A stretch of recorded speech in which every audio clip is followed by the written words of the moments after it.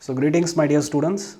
So today topic will be on friction, and this topic belongs to the subject engineering mechanics for the second semester, right? So let us continue into the topic.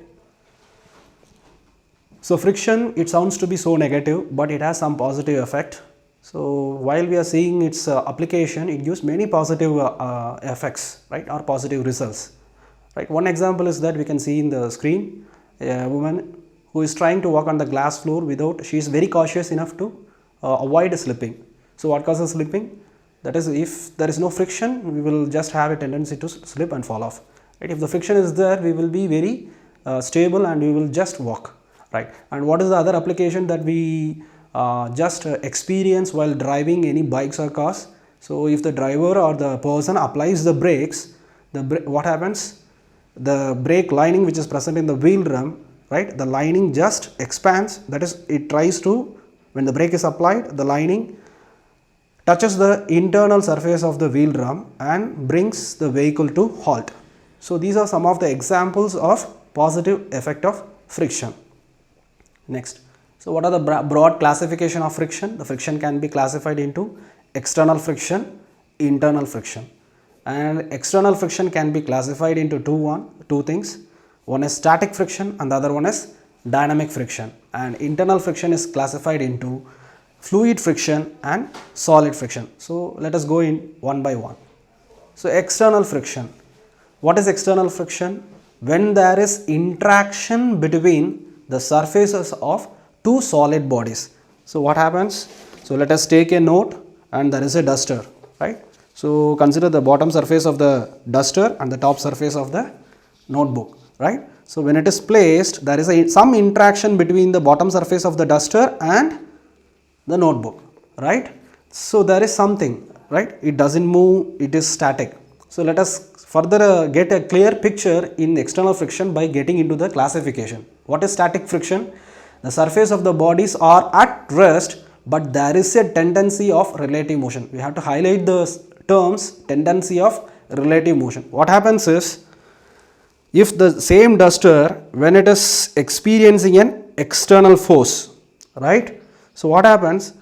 When the external applied force exceeds the threshold or the friction that is between the contact surfaces, what happens? Then only the duster begins to move, right? So let us consider the prior to the motion. At that time also the external load is being applied, right? At this case, whatever the friction is there between the surfaces, that is called static friction. That is, object is literally at rest. Then the classification goes to dynamic friction. What happens?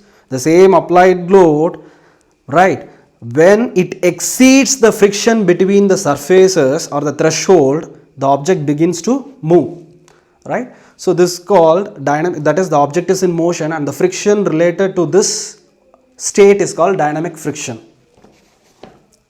Next, the classification is internal friction. So internal friction literally it can be defined as the force resisting motion between the elements making up a solid material while it undergoes deformation. It just relate to the intermolecular frictional forces, right? So for further classification, it can be divided into fluid friction and solid friction. And fluid friction is nothing but the friction existing between layers of viscous fluid that are moving relative to each other. This internal resistance to flow is called viscosity, so that the fluid friction can be termed as or can be called as viscous friction. So this fluid friction or viscous friction, the study, it has a broad scope and it comes under tribology. So what is tribology? It is an interdisciplinary field which involves the design of components with static and dynamic contacts for a required performance and reliability. So example, what we can see, let us consider a IC engine, right? So there is an engine, two-wheeler engine. So when you open the cylinder head, what happens? There is a piston just it moves up and down, right? It does not have any contact with the cylinder, but inside that, if you are visualizing it, there are some engine oil will be there which acts as the lubricant between the piston and the cylinder, right? So there is a movement, right? There is a static part, the movement is experienced by the piston and there is a fluid surrounding the piston. So what happens, this field tribology, it involves the design of components with static, that is cylinder, and dynamic contacts for the required performance and reliability. So also tribology is the science and engineering of interacting surfaces in relative motion. It includes the study and application of principles of friction, lubrication and wear. So the next classification of internal friction is solid friction. So solid friction is nothing but friction found in all solid objects subjected to cyclic loading. Right, here the frictional force is proportional to displacement. So how we can imagine solid friction? Let us assume that there is a spring which is being hung on the wall, right, and the entire room is in vacuum. So just we will initiate the motion of the spring and we will go aside. What happens? It obviously the spring will comes to a rest. So what makes the springs to come into the rest motion? Some internal energy dissipation will be happening, and that can be visualized as due to solid friction. So this is the next slide. Here we are visualizing an object which is ideally there, that is it has been it is at rest. So what are the forces acting on the object and the surface? One is the self weight of the object, and there is a normal component acting from the surface which makes in a static or equilibrium condition.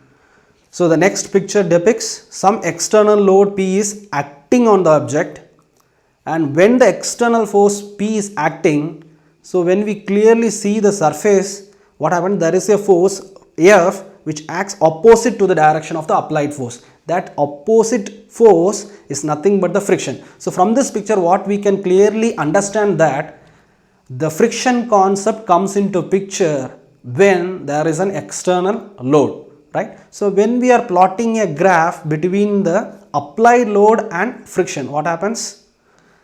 There is a the graph is nothing but is a straight line. It goes on increasing and it will not indefinitely increase. That is, this line will not indefinitely increase on its own.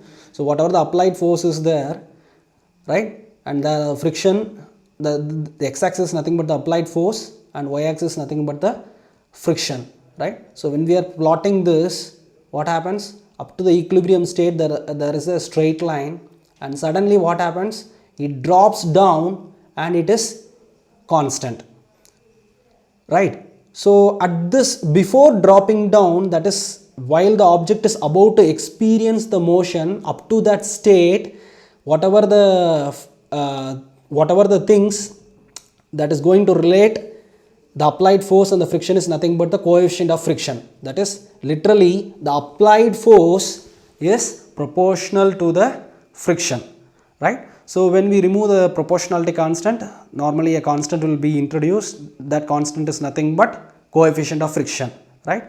That coefficient of friction can be classified into two types. One is static coefficient of friction and dynamic coefficient of friction. Up to what the coefficient of friction can be stated as static, that is when the object is at rest, even though when it is applied, even though when it is experiencing an external applied load, right? At a case when the external applied load exceeds the threshold, right, then what happens? The object gets an acceleration and it moves. So at that time the coefficient of friction is nothing but dynamic coefficient of friction. So there is no frictional force in the absence of external force. So it is, for further clarification, it is better to split this entire graph into two components. That is, one graph is depicting for static state and the other graph depicting the dynamic state, right? So the next one is the elementary property of sliding or kinetic friction or dynamic friction were discovered by experiments in the 15th to 18th centuries and were expressed as three empirical laws. So first law is Amonton's first law. It states that the force of friction is directly proportional to the applied load, right? That statement we have seen in the previous slides. And the second law, the force of friction is independent of the apparent area of the contact. So what we can visualize right? The surface area is a notebook, right? There is a duster. So if I just lift it, there is some inclination of the surface, right? So one case what happens, the duster starts to move, right? So this experiment can be performed to calculate or identify the coefficient of friction.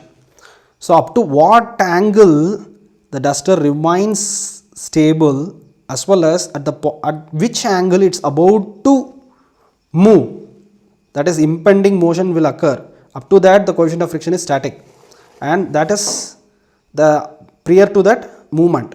That measurement is measurement gives the value of coefficient of static friction, right? So, and for Amundsen's second law, it states that the force of friction is independent of the apparent area of contact, right? That is, if I place the duster like this,